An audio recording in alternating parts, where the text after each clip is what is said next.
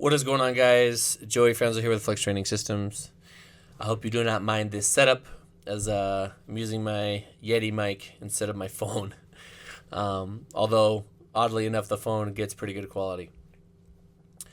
Today, we're going to talk about the Raw Nats QT increases.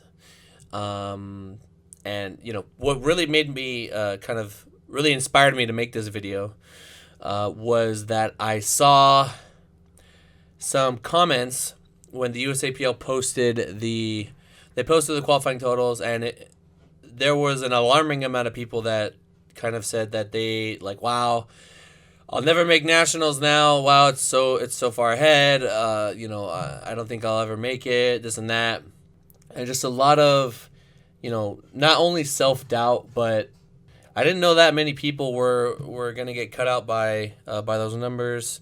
Sometimes we kind of forget where we are relative to. I mean, I've been doing this for a long time, so it makes sense that I don't really have to worry about the QTs. But maybe a newer lifter that's only done it 1 year, 2 years, 6 months, 8 months, whatever, they want to get into powerlifting, but they've just never done it. And they see like a standard, they see numbers, and they don't realize that powerlifting is it's like a long game, right? You need to put in the little bit of work here and there, and over time, lots of 10-pound PRs become hundreds of pounds of PRs. You guys saw my last video, saw my 700 squat for a double. When I first started, I that seemed like so astronomically impossible, so far away, and even my total from nationals, that was like a shitty meet for me. I mean, I did fine, but in terms of what I'm capable of, 1775 is not something that, it's not something that I thought I was going to be able to do when I started, and I had a 1338 as my first total as a 200-pound guy within the X amount of years that I've been competing. 5 years now, is it? 5-6 years. I've put over 400 pounds on that total, and I'm looking to hit 500. I'm looking to hit 500 pounds over from when I first started.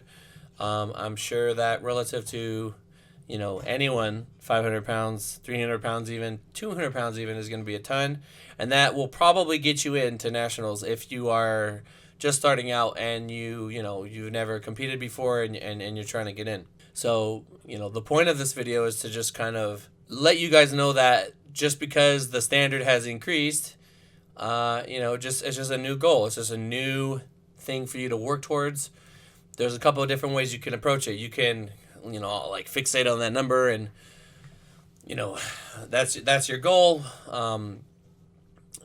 which will probably lead to a lot of out-of-pocketness and overstepping your boundaries and trying to force things. Or you can do what I always say, stay in the pocket.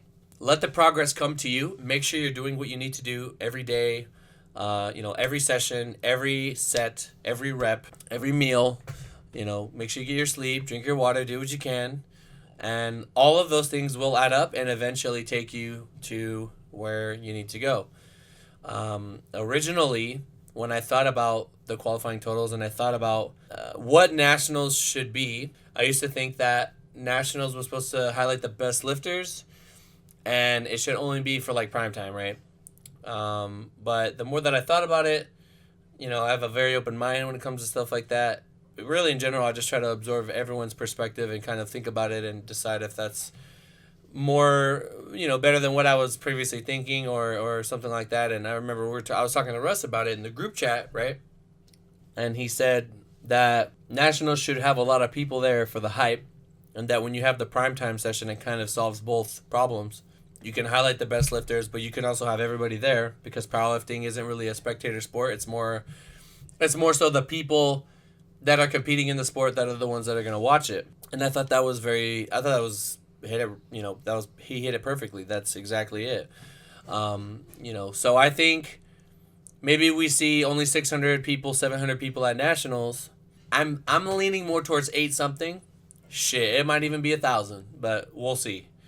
I'm actually very interested to see this 2019 nationals. This 2019 nationals, it is going to kind of set the tone for the years to come, I think.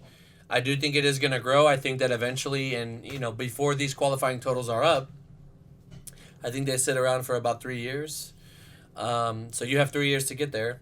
Eventually, it'll grow from what it is now to what it was before, which is insane. It just goes to show you how crazy the talent pool is. I don't know if it will necessarily get to 1,200 again, but maybe. I used to think, or initially I thought that it would just cut it down to 600-ish, 700, 800. It'll grow back to 1,200, and then they cut it again, and then eventually it'll get to a point where, it's going to be pretty hard to really change the QTs. Maybe they lower them. I guess, they're just going to keep reevaluating after a couple of years, and I think that's going to be, almost the best bet. But it is very interesting to see, and I think it is good for the sport to do this. It kind of, I haven't really heard anybody talk about this. It kind of eliminates, those that have kind of just been dicking around or just kind of lingering here and there and not really, giving too much effort towards their QTs or anything. It's like if you want to do nationals now, you're going to have to earn it a little bit. You know what I mean? Some people, it's going to be easy for them. But I think having the qualifying totals in a spot where you have to work to get in is a good thing. I think you guys, we want people to take the sport seriously.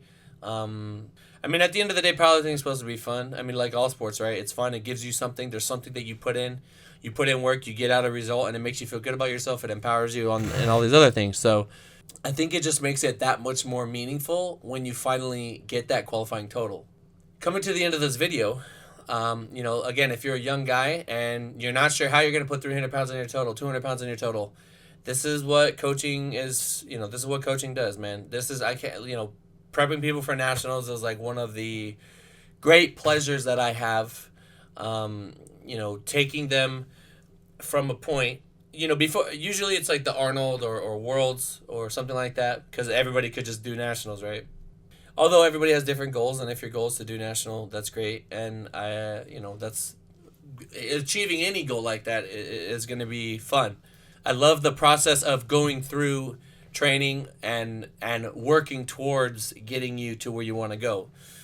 So if you're one of those young guys that you want to take powerlifting seriously, but you don't have any guidance, you don't know what you're doing, getting a coach and starting with that coach sooner than later.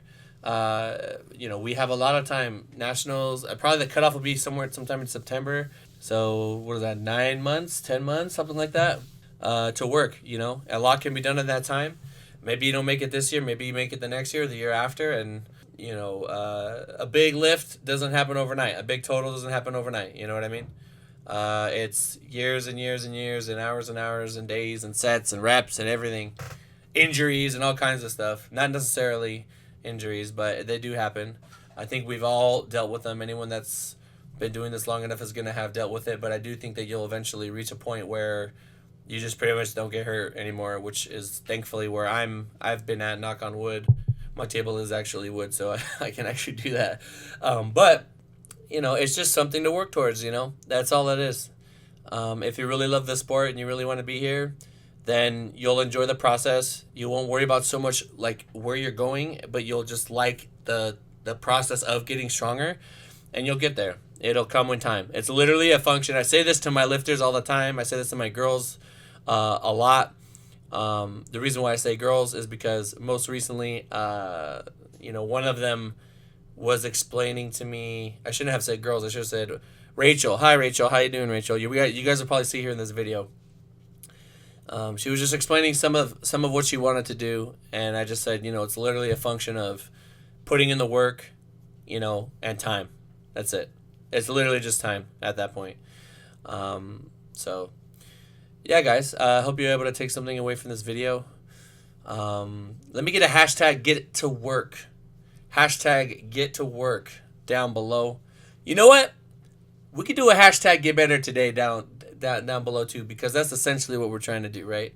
One or the other, down below. If you made it this far, I appreciate you.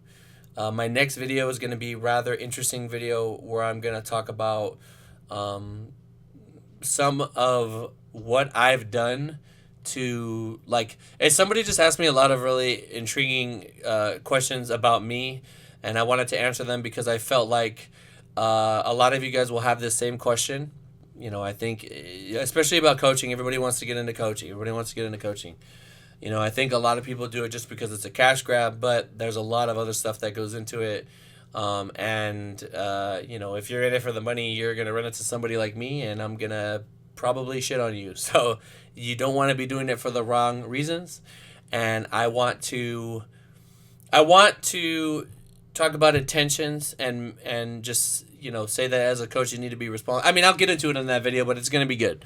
I'm actually going to write notes for that video, so I'm not just like talking. So, but yeah, guys, thank you so much for listening. Be ready for some Fortnite gameplay coming up in the next video, and I will talk to you in the next one. Peace, brothers.